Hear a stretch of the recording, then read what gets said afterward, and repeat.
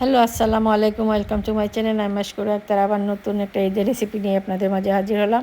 আজকে আমি মাছ দিয়ে একটা পিঠা বানাবো। এর জন্য আমি এখানে সালমন পিস নিয়েছি, 2 পিস সালমন পিস। এটা ছোটো পিস করে আমি কেটে নিতেছি। কেটে নিয়ে তারপরে আমি এটা রান্না করব। আপনারা আমার পাশে থাকবেন, লাইক দিয়ে ভিডিওটা স্টার্ট করবেন।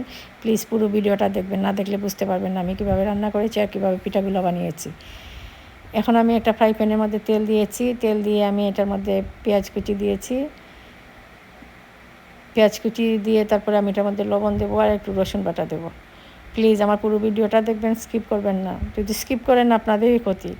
আমার তো ক্ষতি, আপনাদেরও ক্ষতি হবে। আপনাদের পেজের কোনো লাভ হবে না। পুরো ভিডিওটা দেখবেন। এত কষ্ট করে ভিডিও এড করা এত ইজি না ভাই, অনেক কষ্ট করে দিয়ে ভিডিওটা দেখবেন। আমিও সবার ভিডিও দেখি, আপনারাও আমার ভিডিওটা পুরো দেখবেন। এখন আমি এটার মধ্যে লবণ দিয়েছি আর একটু